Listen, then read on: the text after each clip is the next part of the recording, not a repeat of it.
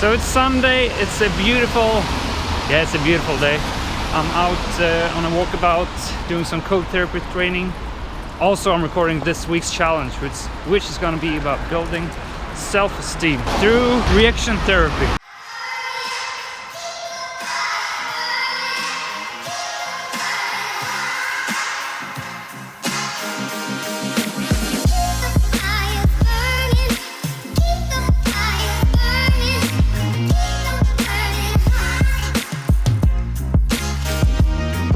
So it's time for a new weekly challenge, and this time it's all about building self-esteem. We are going to do that by putting ourselves through some rejection therapy. Yeah, it hurts to say it because I know it's going to be a tough one. That means asking questions to random or the right people, questions that probably will lead to rejection, but still it's questions that we really want to ask. It has to lay in our interest. It has to be something that aligns with our true self, because that's when we're building self-esteem, when we're doing what we really want to do. And then doing that in the shape of asking questions that actually can lead to something. That's what this week is going to be all about. So if you're as excited but equally afraid as I am, then make sure to look through this whole video.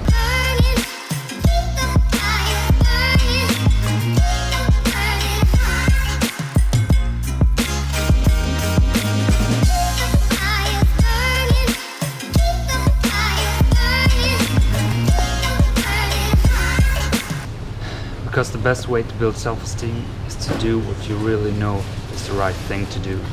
And if you know there's a question in there that you need to ask, you need to ask that question.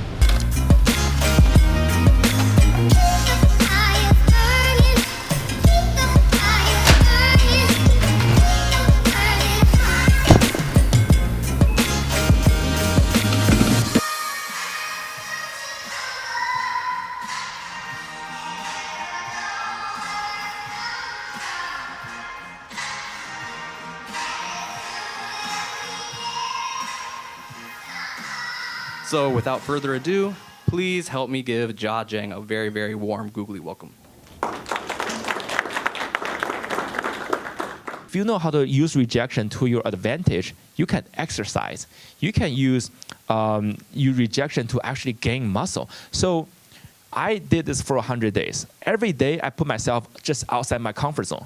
And I went out and asked and asked and asked. And gradually my comfort zone expanded. And toward the end, I felt invincible. I felt I could ask anything from anyone, anywhere. It's the fear of rejection that's one of the biggest problems we'll find in life. It's the type of fear that, keeps us in line, make sure people like us, and make sure we don't do anything crazy. But it's also the type of fear that might keep you asking from what you want, getting what you need, and sometimes even achieving your dreams. When it comes to rejection, it's nothing more than the preference and opinion of the rejecter. It actually says more about the rejecter than the rejected. So when you make your request known, the person sizes you up and says yes or no to you, or maybe it's a group of people. But that depends a lot, not just solely on you. It says a lot about that person. It could be him or her, the mood of the day. Maybe it's based on the education that come up for a whole lifetime. Maybe it's his or her background, or maybe it's the prejudice. Who knows? But somehow when it comes to rejection, we think it's all about us. We think it's some sort of universal truth about who we are, but also it's like an indictment of our character or the merit of our idea. But it's not. It's really just an opinion. One thing I learned is you can actually maximize your chance to get a yes by telling the other people that a doubt they might have, or maybe a weakness you might have in your argument, in your request. So I used to be like, if I want to sell a product, if I want to sell an idea, or maybe doing a job interview for myself, I would just say how awesome I am, and how flawless this product is, and this idea will be the best, in the world. But people have doubt, and sometimes they don't even mention the doubt. They just keep it in their mind, and to your detriment.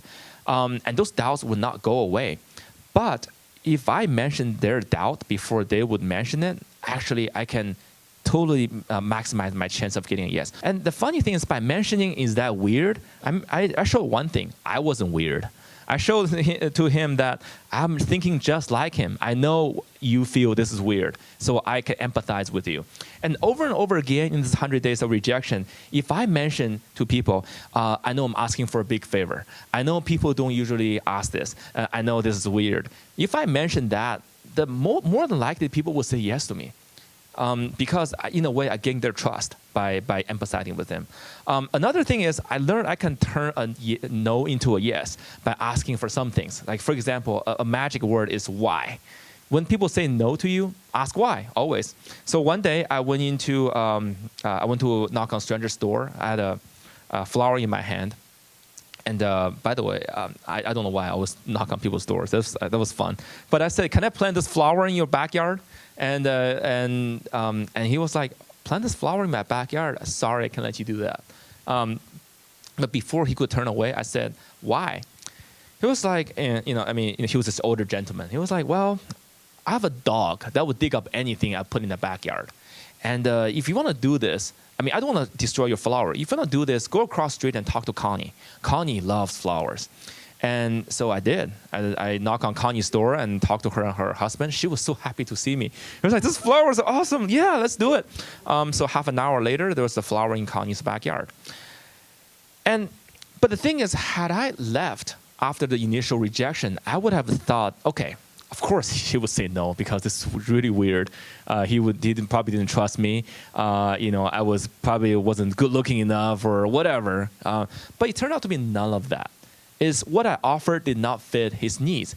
So one thing I learned is when you reject people, show them an alternative to get a yes. So you are showing that you're not just rejecting them as a person, but you're rejecting their request for a reason, and you're helping them. I want to make sure I don't get off too easy, because you can manipulate people to say yes to you by lying, by choosing an easy target. But that's just too easy. I'm just like gaming the game. Getting a yes is not what I wanted. What I wanted was to learn from rejection. So sometimes I don't pick the most nice guy, and I just sometimes I do this game, I'll talk to the number 6 guy walking through that door, no matter who that person is. It could be a police officer, it could be a homeless guy, whatever. I'll just talk to that guy.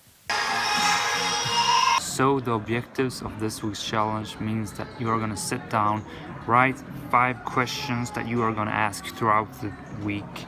At least one question each day that will put you in harm's way for some rejection.